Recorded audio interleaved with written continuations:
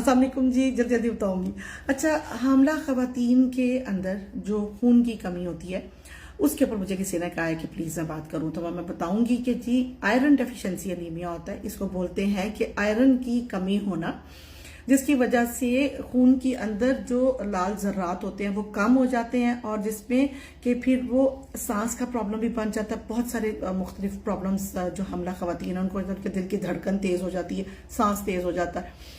तो इसका सबसे बड़ा हिसाब किताब ये होता है कि आपके खून में जो फौलाद के जर्रात है वो कम है। इसको कैसे अब आप इंक्रीज कर सकते हैं? ठीक है, या तो अपनी डाइट के अंदर आप गोश्त, कीमा, आप इसको इंक्रीज करो। ठीक है, अंडा खाओ, ये सारी चीजों से आपका खून बढ़ेगा। ठीक है, दूसरा ये है कि जी आप जो कुछ ये जो फ्रूट्स हैं, अनार है, वो आप खा सकते हैं, उससे खून की कमी ठीक होती है।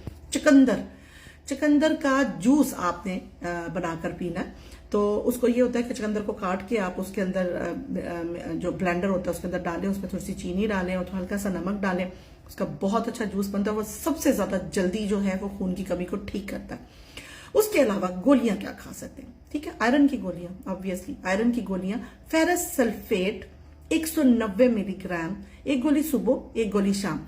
जिनका हीमोग्लोबिन जो है 9 से कम होता है, या आप ये भी कह सकते हैं 9.5 से जिनका हीमोग्लोबिन कम होता है, उनको चाहिए कि 2 गोलियां खानी, एक सुबह एक रात में।